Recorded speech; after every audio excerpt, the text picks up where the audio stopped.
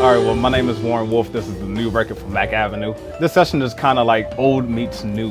We have the veterans of jazz and Christian McBride on bass, Lewis Nash on drums, and Benny Green on piano. And along with my working group, which will be Kris, Funn on bass, Billy Williams on drums, Aaron Goldberg on piano, and a special appearance by pianist Aaron Diehl. And Warren came to me after the gig. He says, "Hey man, how would you feel if I got you, Benny, and Lewis on my next recording?" I said, I think that'd be very smart. I have an image of him being probably 3.5 feet tall, standing on a crate playing vibes way back in the day in Baltimore, like this musical prodigy. That's my earliest memory of Warren. Warren's a true virtuoso. He plays multiple instruments, and he's very good at all of them. He's very versatile. He can play so many styles. You know, Warren plays piano, he plays drums, pays close attention to who's out there. You know, he knows all the good drummers, he knows all the good piano players, and he has his particular taste. He knows what he likes. But I've been already hearing about Warren. You know, the jazz scene is small, so when there's a good musician, everybody quickly hears about him, especially if he plays an unusual instrument like the vibraphone.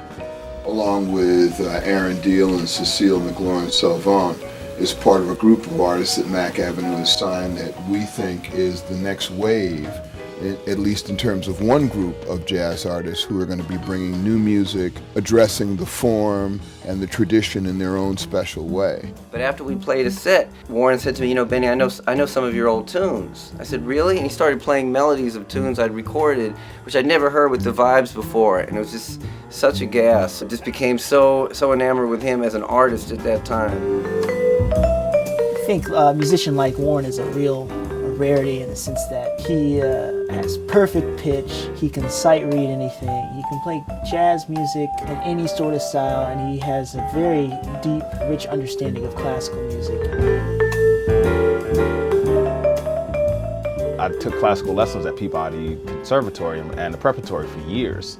So I've done my share of classical training. So I figured let's try to add something different to the record because there's an audience out there who actually likes classical music and jazz. We're trying to play simple melodies, kind of singable for people. They're melodies that people can remember. Some of the songs that we're doing with the group Wolfpack today, a song called Lake Nara Flow. If you just basically take Lake, Ra is basically my name, Warren spelled backwards, and Flow is Wolf spelled backwards. And I composed this tune back in when I was a student at Berkeley. He gets on the microphone one night, he says, "Yeah, I like to play a song that I wrote for my wife called Annoyance."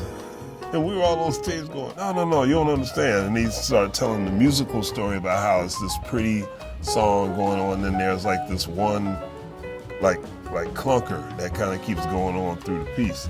That's the annoyance. But I still was thinking, well, how does that remind you of your wife? He said, well, no, we were watching a movie, and that was happening. There was this clunker going on through the film. He said that his wife kept watching the film going, oh, that's so annoying. Hence the title, Annoyance. The song is beautiful, and Warren always challenges me. You know, he gives me that melody using the bow, and I just love the guy. He's an amazing musician. Another song that we'll be recording today is an original of mine entitled Sunrise. Just one of those type of songs that at least I feel if you're waking up in the morning and you see people when they're doing like a big stretch and it's like you're hearing the piano in the beginning, it's like, okay, good morning. It's a very happy sounding song. Not happy like corny wise, but just a nice happy song. Jazz fans and jazz aficionados are always looking for that fresh thing, that next thing. It's an incredible pressure on musicians because we've been spoiled, because almost in each era of jazz, something new has blossomed out of that collection of artists working on where we're going next. So we've been spoiled and we have a very high expectation. After you've been in the studio with Oscar Peterson and Ray Brown and Clark Terry, and the thing that I like in the present time is that there's young musicians like Warren who have that same feeling that the masters have had. That part stands out, the fact that it's a young musician who wants his music to feel a certain way. And that doesn't mean old. It's timeless. That feeling is timeless. And it just felt so natural playing these tunes. And I liked the spontaneity of it. You know, it called for focusing, but the stuff is so well laid out. Brian McKenna, his manager, said the Warren came to him with a song by the great composer Ivan Lins, and he asked me if I knew the song. September, I said, of course I know it. And I said, wow, this guy's great. So when they asked me to participate on the project, I'm all for it.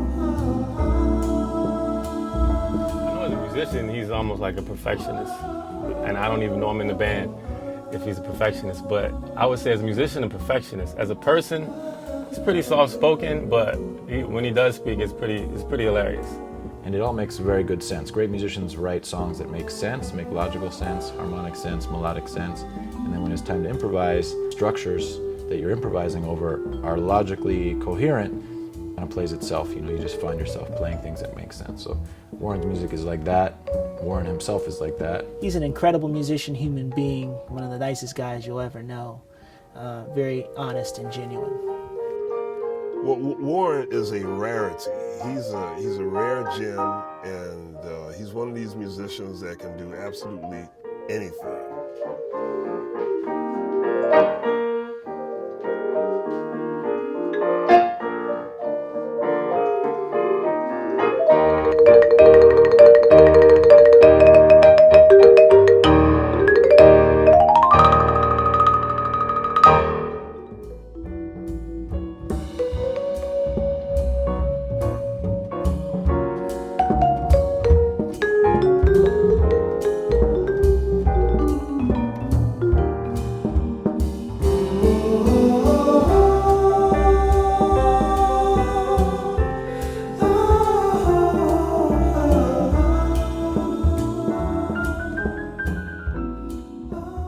Wait a minute.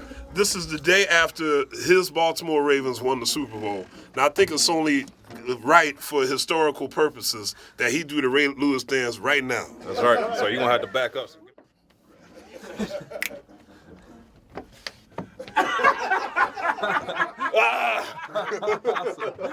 That's good stuff.